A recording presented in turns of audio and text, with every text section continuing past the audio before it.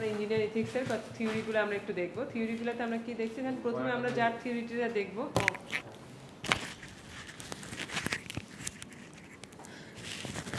যে থিওরিটা আজকে আমরা পড়বো সেটা হচ্ছে গিয়ে কোহবার্গের থিওরি। কোহবার্গ হচ্ছে গিয়ে থিওরিটা আমরা একটু পড়ি। Lawrence Kohlberg was a professor at Harvard University during the early 1970s, was famous for his work development psychology. ও হচ্ছে একটা সাইকোলজির প্রফেসর যে সাইকোলজি ডেভেলপমেন্টের কাজ করে, সেখান থেকে সে ইথিক্সের উপরে কিছু তার স্টেটমেন্টগুলো দিয়েছে। He conducted many studies in Harvard center of moral development and proposed the theory of moral development, which is popularly known as Kohlberg theory. His theory is the moral development was developed dependent on the thinking of Swiss psychologist Jean Piaget and the American philosopher John Dewey. He was also inspired by the James Mark Baldwin. The man had emphasized the human being developed philosophically and psychologically in a progressive fashion. ওরা যেটা বলছে statement যে human বিংগুলো আসলে যদি আপনি human বিংয়ের nature দেখেন যে ওরা ফিজিক্যালি এবং সাইকোলজিক্যালি প্রোগ্রেসিভ ফ্যাশনের দিকে যায়, মানে খুব তাড়াতাড়ি আমাদের এগুলো চেঞ্জ হয়েছে বা আসছি আমরা। লরেন্স কোহবার্গ থিওরিতে কতগুলা লেভেল আছে, যেগুলো লেভেল ধরে ধরে বলছে মানুষের চেঞ্জগুলো আসছে। Kohlberg propose that the people progress in moral reasoning based on their ethical behaviour. যত ইথিক্যাল বিহেভিয়ার আছে তত তারা প্রোগ্রেস হয়েছে, যত প্র্যাকটিস করছে আস্তে আস্তে আস্তে আস্তে ওই যে আমরা বলি না সিভিলাইজেশনে দিয়ে গেছে ইথিক্যাল জিনিসগুলো আছে। Postulated the theory based on the thinking of younger children throughout their growing period as adults. He conveyed that younger children make judgment based on the consequences. যে ঘটনার উপর ভিত্তি করে সে একটা জাজমেন্ট তৈরি করে, and they might occur the older children make judgment based on their intuition, মানে ওদের ইনটিউশন, মানে আমার যে ধারণা, আমার যে বেসিক, ধরেন যে ঘটনা ঘটছে যে ইয়াঙ্গার চিলড্রেনের বেসিক কোনো ইসে নাই, ধর ব্যাকগ্রাউন্ড নাই, খুব ছোট, আমরা তখন কী করতাম যে এই ঘটনা ঘটছে আমরা একদম সোজা মতো বলতাম যে এটা খারাপ ওইটা ভুল, ঘটনা ভিত্তি করে। হ্যাঁ, কিন্তু যখন আমি একটু বড় হয়েছি তখন আমরা কি করি যে দুইটা একটা ঘটনা যে আমরা ইনটিউশন থেকে অনেক কিছু নির্ধারণ করি। ইনটিউশন মানে আমার যে ভিতরকার যে আর্জ, দেখা যাচ্ছে যে আমি জানি যে একটা লোক, আমি দেখতেছি যে সে ভালো কিন্তু সে উল্টা রিয়াক্ট করতেছে, আমার তখন ইনটিউশন বলে যে নিশ্চয়ই ওই লোক ওকে কিছু করছে। আমি কিন্তু কনসিকুয়েন্সের উপর ভিত্তি করে শুধু আমার জাজমেন্টটা দিচ্ছি না, ঠিক আছে। He believe that the 6th stage of moral development which is further classified into 3 level, 6টা স্টেজ, এটাকে প্রথমে 3 লেভেলে করছে, প্রত্যেকটা লেভেলকে আবার 2টা ভাগে ভাগ করেছে। The following illustration show the different level of moral development: pre-convention level, convention level and post-convention level. The process being discussed about the judgment made by the thinker and the protagonist. Protagonist মানে হচ্ছে hero in a given situation. Protagonist হচ্ছে যারা hero, ধরেন প্রত্যেকটা দেশের কিছু hero থাকে, কিছু লিডার থাকে, কিছু যারা হচ্ছে গিভেন সিচুয়েশন দেয় মানুষের চিন্তা করতে বা মানুষের মধ্যে। The step of thinking process show the moral development of the thinker, এভাবে করে ডেভেলপ করে। প্রথমে যে লেভেলটার কথা বলা হয়েছে সেখানে হচ্ছে প্রি কনভেনশন লেভেল, সেই লেভেলটাকেও 2টা ভাগে ভাগ করছে। একটা হচ্ছে কি অ্যাভয়েড পানিশমেন্ট, সেলফ ইন্টারেস্ট। হ্যাঁ, প্রি কনভেনশন লেভেলটা কি আমরা আগে একটু দেখি। This can be understand at the first level of moral thinking which is generally found in elementary school level, মানে একদম ছোট বাচ্চাদের এলিমেন্টারি স্কুল লেভেল এটা আপনি দেখতে পান। The thinker at this stage tend to think, behave based on the direct consequences that might occur. ছোটো ছোটো বাচ্চারা কিন্তু ডিরেক্ট যে কনসিকুয়েন্সগুলো আছে ছোটো ছোটো ঘটনা, কারণ ওর কিন্তু ফ্ল্যাশব্যাকে আর কিছু নাই, সো ওই ঘটনাগুলো দেখেই সে কিন্তু নির্ধারণ করে থাকে। দে অলসো 2 সাব স্টেজ, একটা হচ্ছে কি অ্যাভয়েড পানিশমেন্ট, সেলফ ইন্টারেস্ট, যে না তুমি এটা করবা না, তুমি তাহলে এটা আমরা শাস্তি দিব, অথবা তুমি যদি এটা করো আমি তোমাকে এই গিফটটা দেবো। ওরা কিন্তু ওই মোটিভেশন থেকে বা ওই পানিশমেন্ট অ্যাভয়েড করার জন্যই ইথিক্যাল প্র্যাকটিসগুলো করা শুরু করে। আমরা কিন্তু ছোটো বাচ্চাদেরকে আর কিছু দিয়ে কিন্তু আপনি কি ইথিক্যাল বিহেভিয়ারে আনতে পারবেন যে সোসাইটির ক্ষতি হয়ে যাবে, এটা হবে, এটা, ওর তো এই জিনিসগুলো মাথায় নেই। বা তুমি পরে এটা পাবা, ফেরত আসবে তোমার কাছে এই পানিশমেন্টটা, তখন কিন্তু তার এই বুঝটা নেই, তার শুধুমাত্র আছে যে যদি সে মার খায় অথবা সে গিফট পায়, সেলফ ইন্টারেস্ট কাজ করে, তখনই সে ওই পার্টিকুলার বিহেভিয়ারটা প্র্যাকটিস করে। As a thinker at this stage generally think, behave that judgment are to be made as per socially acceptable norms as they are said so by higher official. A thinker at this stage generally think and believe মানে কি সাধারণ চিন্তাকার believe that the judgment are to be made as the socially acceptable যে socially acceptable norms আছে সেটা as they are said by the higher official তাদেরকে যারা উপরের দিকে আছে তারা মা বাবা হইতে পারে টিচার হইতে পারে সেটা ওকে যারা পালতেছে বা নানা নানি হইতে পারে গ্র্যান্ড প্যারেন্ট হইতে পারে যে সোশ্যাল নর্মস যে তুমি দেখো বাবা ভালো ছেলে হয়ে থাকলে এটা পাবা ভালো ছেলেরা এটা করে না ভালো মেয়েরা এটা করে না এরকম this is child like obedience and in order to avoid punishment যারা অবিডেন্স তারা পানিশমেন্ট অ্যাভয়েড করার জন্য ওইটাই ফলো করে যে আমাকে ভালো হতে হবে this thought are based on the idea of the protagonist should not be disobey the law of rules যারা হচ্ছে কি ভালো যারা হচ্ছে কি হিরো টাইপ হ্যাঁ তারা কখনো ডিসঅবে করে না রুলে ওরা রুলস রেগুলেশন মানে আমাদের আইডিওলজিস্ট কারা মানে আমরা বলি যে তোমার আইডিওলজিস্ট হওয়া এমন মানুষ যে হচ্ছে খুব অবিডিয়েন্ট যে হচ্ছে ভুল কাজ করে না আমাদের বাপ মা তো এরকমই করে সারাক্ষণ পড়াশোনা করে ঠিক টাইমে পড়তে বসে বড়দের সাথে বেয়াদবি করে এই টাইপের হিরোকে তুমি ফলো করো তাহলে তুমি এরকমই ভালো মানুষ মানে ভালো একটা ছেলে হতে পারবে self interest A thinker at this stage show interest in making decision according to the reward they get in exchange কি রিওয়ার্ড পাচ্ছে এক্সচেঞ্জে হ্যাঁ আমি ভালো হয়ে থাকলাম হ্যাঁ ভালো হয়ে থাকার পর যদি আমি কোনো কিছু না পাই তখন যাচ্ছে যে ভালো হয়ে নাই বলে ও তো আরও বেশি খারাপ ও পাচ্ছে আমি কেন পাবো না this stage is characterised by a view that right behaviour means acting the one's own best interest নিয়ে কাজ করা In this stage, they tend to follow the rules of authority because they believe that this is necessary to ensure positive relationship and societal order. এটা কেন দরকার এই অথরিটিটা because they believe the necessary to ensure the positive relationship সোসাইটিতে একটা positive relationship দরকার সবার সাথে আমার মানে বাচ্চাটা যদি ভালো না হয় সবার সাথে মিশতে মানে সবাই ওকে ভালো বলছেন অ্যান্ড সোশ্যাল যে অর্ডারটা সেটা মেনটেন করার জন্য কিন্তু বাচ্চাদেরকে এরকম করে আপনাকে তৈরি করতে হবে না সবাই তো ইথিক্যালি বিহেভ করবে না না ইথিক্যালি বিহেভ যদি না করে তাহলে ছোটো বাচ্চারা কিন্তু অনেক বেশি অ্যাগ্রেসিভ থাকে আপনি যদি খেয়াল করেন মারামারি আমাদের চেয়েও বেশি ওরা কোনো চিন্তা করেন ভালো লাগতেছে না কেউ কিছু দিচ্ছে না দেয় লাগে একটা যেগুলো অ্যাগ্রেসিভ বাচ্চা আর যেগুলো বোকা তো বোকাই ওগুলো তো আর অন্য জিনিস এত কিছু থাকে না যে বেশিরভাগই কিন্তু কন্ট্রোল করতে হয় কোনো ছোটো বাচ্চা নাই যে কন্ট্রোল না করে আপনি পারছেন অথবা তাকে গিফট মোটিভেট না করে আপনি তাকে কন্ট্রোলে আনতে পারছেন কনভেনশনাল লেভেল এরপরে লেভেলটা কি দেখেছি আমরা একটা হচ্ছে কি প্রি কনভেনশনাল লেভেল যেটা একদম প্রাইমারি লেভেলে আমাদের তৈরি করা হয় তারপর কনভেনশনাল যখন আমরা একটু অ্যাডালসনের দিকে যাই বা একটু তখন কি করা হয় দেখেন this can be understand at the second level of moral thinker which is generally found in primary high school level আমি যেটা বললাম অ্যাডালসন মানে 13-14 পর্যন্ত প্রাইমারি থেকে উঠছে প্রাইমারি থেকে 4-5 থেকে উঠে এলিমেন্টারি শেষ 1 থেকে 5 শেষ হাই স্কুল 6 থেকে 8 এটাও কিন্তু আপনার জীবনে একটা খুব বড় ট্রানজিশন পড়ে এখানে যদি মরাল ইথিক্স বিহেভিয়ারগুলো ঠিক হয় ওই লোক কিন্তু সারা জীবনই মরালি বিহেভ করে এই যে বাংলাদেশের ক্ষেত্রে দেখেন বলে না যে আমাদের যুব সময়ে যে মরালি এই আনইথিক্যাল হয়ে গেছে ইসে হয়ে গেছে আমরা এই দেখেন আমাদের যে বয়সটা ছিল মানে আমাদের যে বয়সে আছে দেখা যাচ্ছে যে আমরা যেভাবে বড় হয়েছি মানে আমার বয়স তো ধরেন 41 তো আমাদের সময় কিন্তু এত ম্যাটেরিয়ালিস্টিক সোসাইটিতে আমি বড় হই নাই হ্যাঁ কিন্তু আমার বাচ্চা কাচ্চাদের কাছে হচ্ছে কি যার টাকা পয়সা বেশি আছে সেইকেই সবাই রেসপেক্ট করতেছে মানে ব্র্যান্ডের জিনিস পরা ব্র্যান্ডের মোবাইল কেনা আমি তো ছোটোবেলায় আমার মনে নাই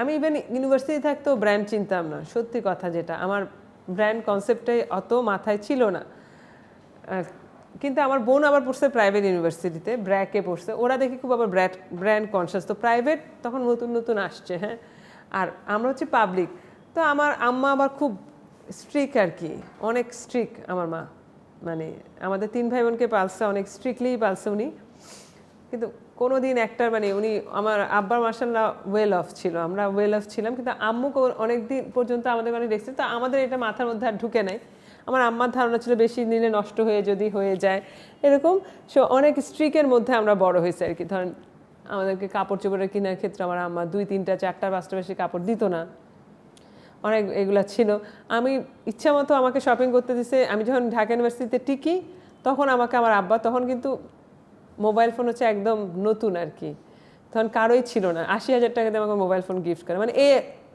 1999-এ 70 না 80 প্রথম ঢাকা ইউনিভার্সিটি টিকার পর এটা আমি পাইছি, কিন্তু আমার ধারণাই ছিল না যে আমার আব্বা আমাকে মোবাইল ফোন দিতে পারে, মানে আমরা ওই মেন্টালিটিতে বড়ই হই নাই।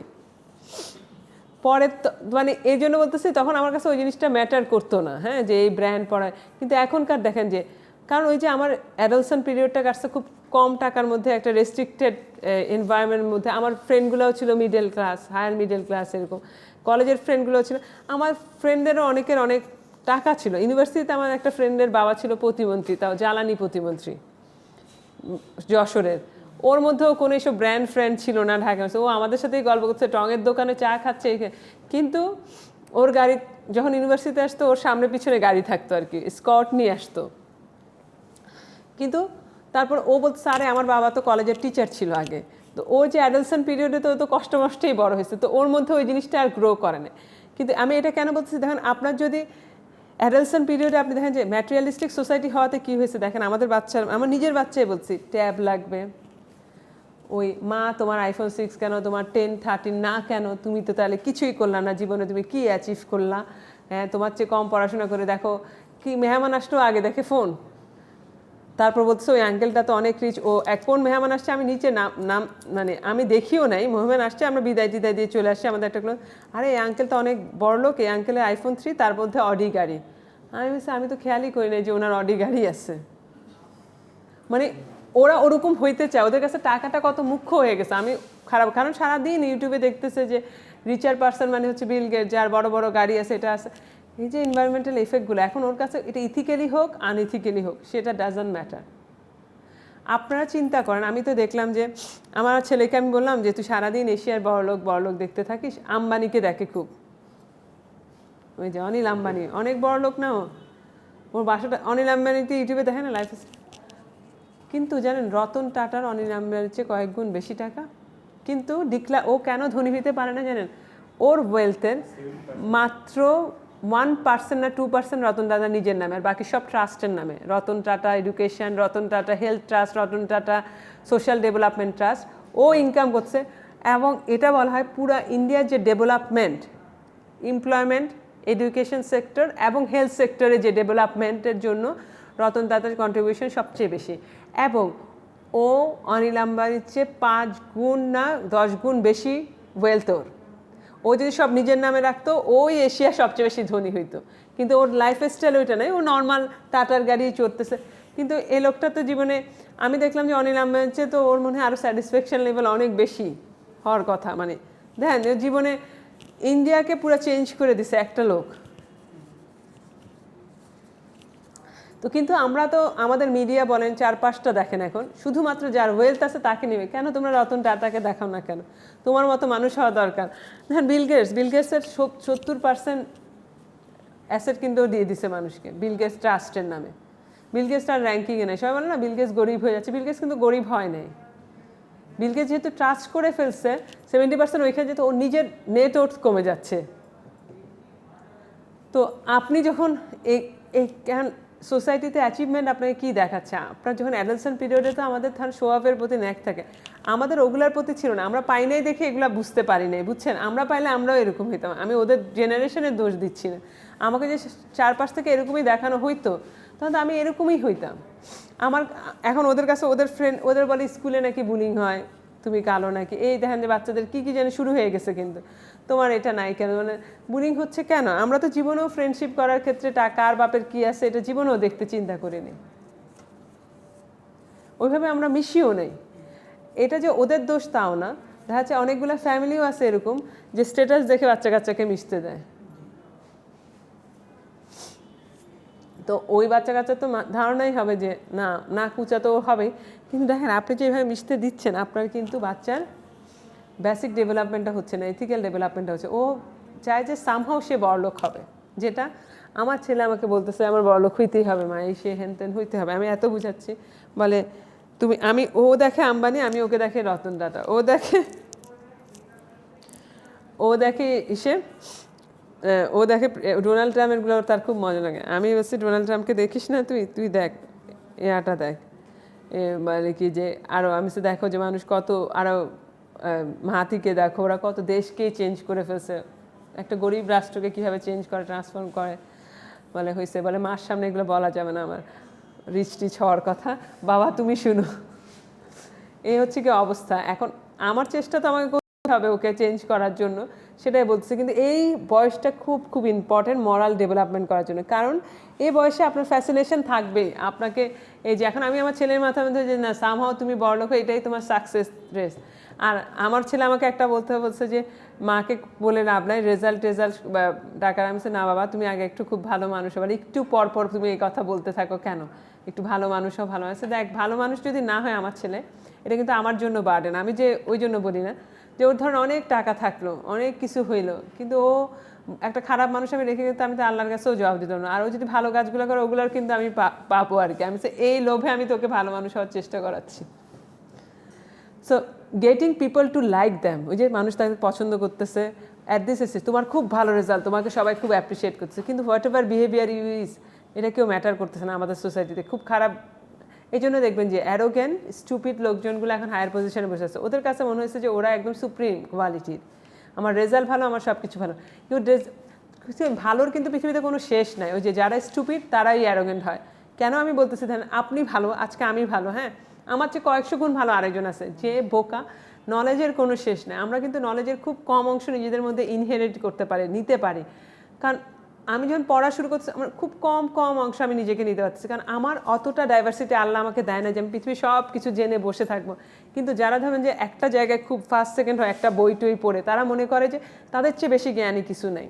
এই যে অ্যারোগেন্সি, এটা কিন্তু আপনাকে মিসলিড করে, আনএথিক্যাল বিহেভিয়ার করতেও তখন আপনি করেন না। কারণ আপনি চান যে আপনি পজিশন, যে কোনো হোল্ডে আমাকে পজিশন ধরে রাখলে সবাই আমাকে রেসপেক্ট করবে। বাংলাদেশে তো এটাই ট্রেডিশন, পজিশন হোল্ড করবে। কিন্তু আপনার যে পজিশনে কিন্তু ক্ষণস্থায়ী।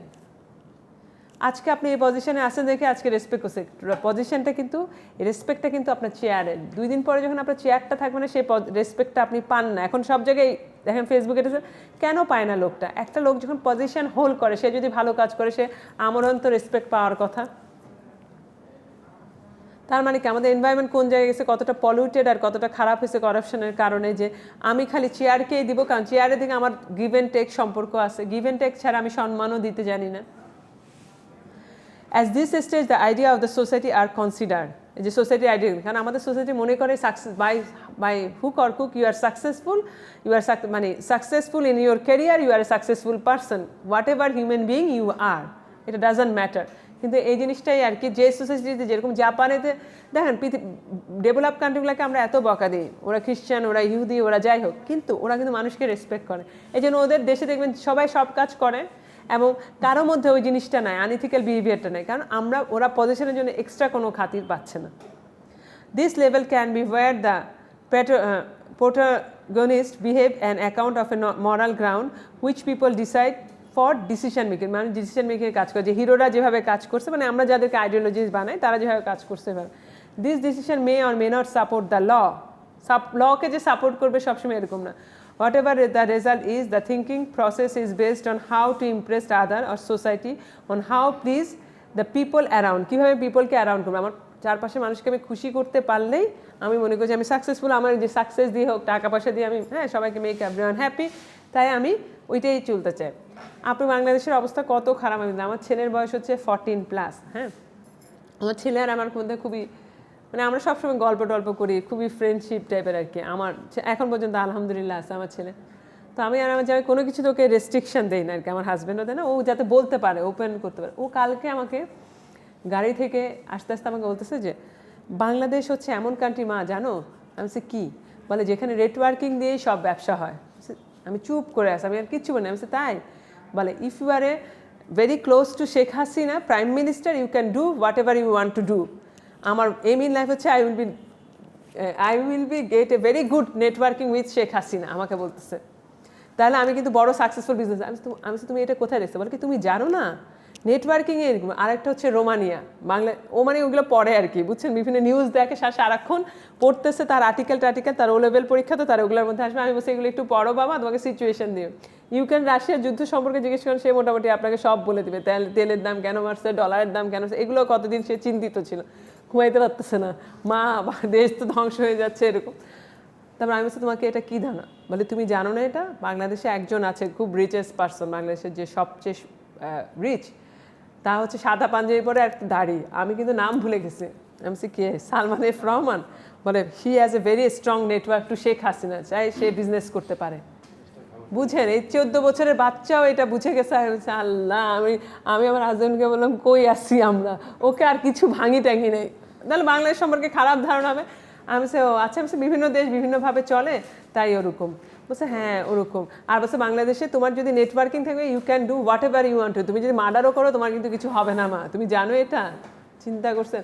আর আগে ছোটোবেলা ওকে আমি শিখাইছি লাল সবুজ বাতি থাকলে মানে তোমাকে রুলস মানতে হবে। ওর বাবা একদিন ঈদের সময় সিগন্যালগুলো ফাঁকা থাকে না, আমার হাজব্যান্ড গাড়ি টান দিছে, ও বলছে বাবা তুমি রুলস ব্রেক করে ফেলেছো, তোমাকে তখন পানিশ করবে, এই করবে সে করবে। আমি আর তোমার সাথে গাড়ি ধরবো কেন, আমাকেও পানিশমেন্টে পড়তে হবে। সে ছেলে আজকে বলেন আমি এত কষ্ট করে শিখায় পড়ায় বড় করলাম যে ল রেগুলেশন মানতে হয়, ও আমাকে উত্তর দিচ্ছে যে মা তোমার যদি নেটওয়ার্কিং থাকে তাহলে তোমাকে রুলস মানতে হয় না, আর যদি না থাকে তোমার মতো মানুষদের এখানে রুলস মানতে হয়, কারণ তুমি আর কোনো পাওয়ার নাই আমাকে বলছে। কিন্তু এইটুক বাচ্চার মধ্যে তো এটা আসা উচিত না। মানে আমি বললাম যে এই যে এখানেও দেখেন সেম কথাটাই লিখছে ওরা, যে মানে আমি আমেরিকানদেরকে আমরা বোকা ভাবি, ওরা কিন্তু সব অ্যানালাইসিস করেই এই থিওরিগুলো বানায়।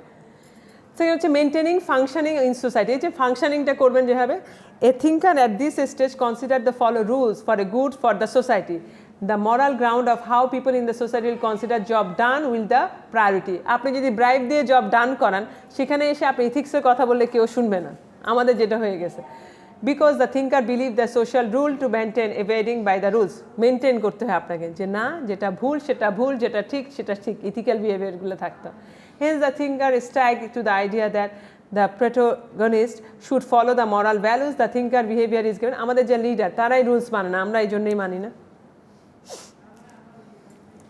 By the authority which he is conform the social order. এখন আসেন পোস্ট কনভেনশনাল। আমরা দেখেন প্রি কনভেনশনাল পর্যন্ত আমরা খুব ভালো থাকি, আমাদের বাচ্চাকে আমরা কিন্তু ভালো শিক্ষা দিয়ে বড় করতেছি।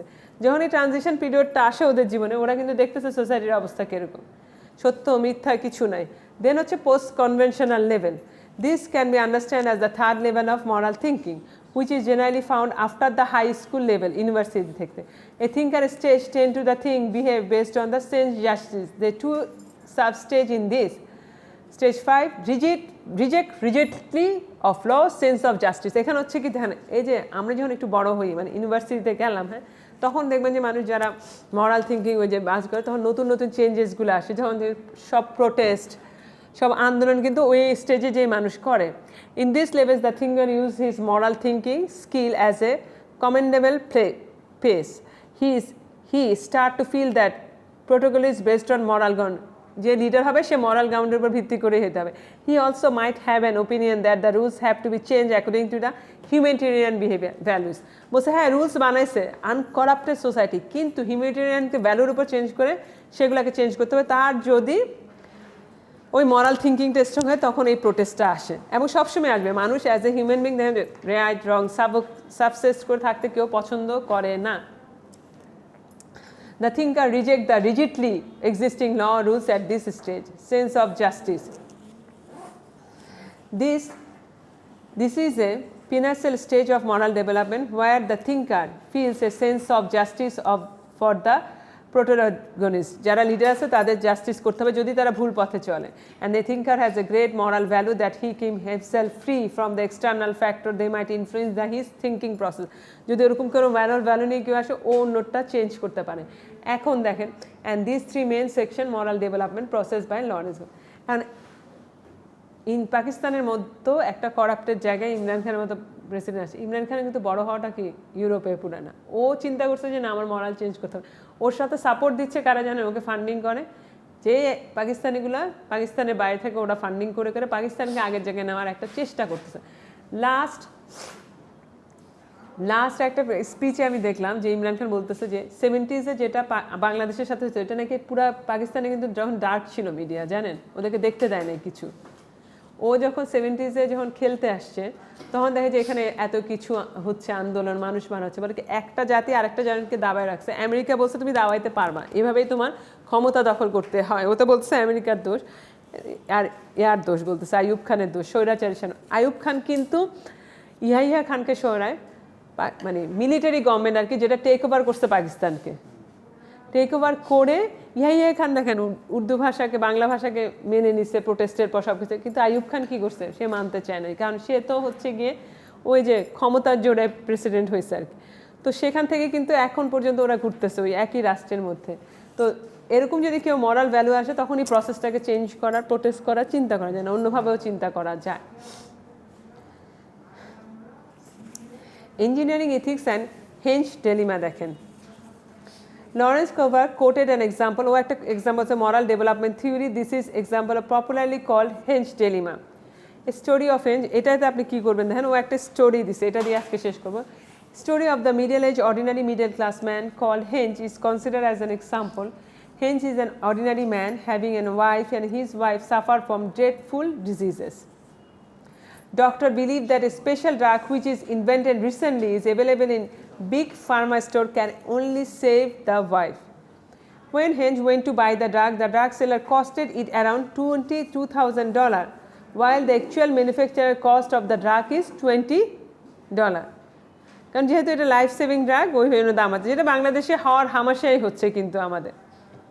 Henge borrowed the money from his friend and lender and could collect only $1,000 through Henge plead a lot. The greedy drug seller refused to sell the drug at low cost. Now Henge have no other option to steal the drug from the shop and to save the life of his wife. Is this better option to do? What is the judgment?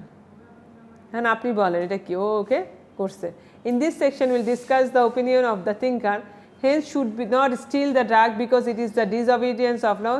Hence can steal the drug but should be punished by the law. Hence can steal the drug but no law punished him. The answer which you choose indicate the moral development. Each answer has the consequent explanation. Let us go through the answer.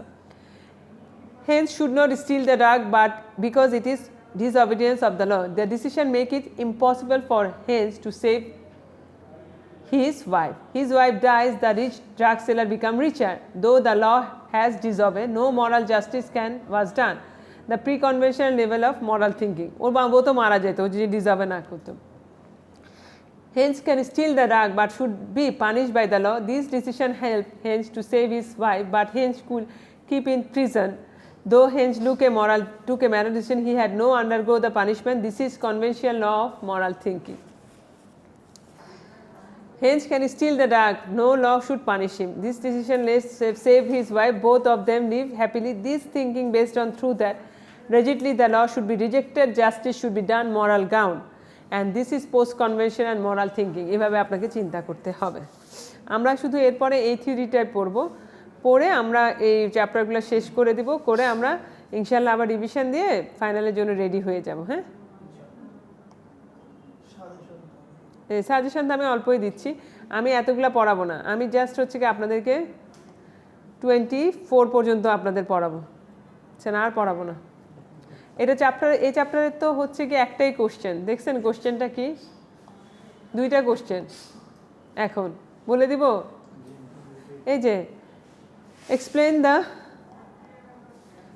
moral theory of Covan theory, explain the engineering ethics Covan theory. এটা পুরাটা একটু যতটুকু বুঝেন অতটুকু লিখবেন। Primary স্কুলে কি হয়, পানিশমেন্ট আসবে, কারণ আপনারা চিন্তা করে লিখবেন যে অ্যাডালসেন্ট পিরিয়ডে আমাদের লাইফে কি হয়েছে, আপনার ওইভাবে চিন্তা করার দরকার নেই। হ্যাঁ হ্যাঁ আছে।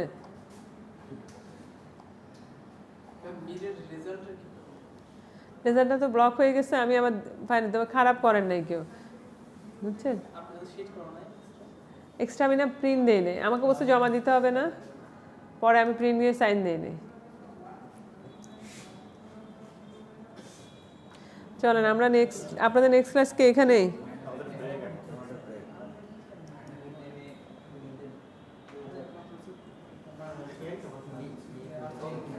এটা একটু অফ করে দেন।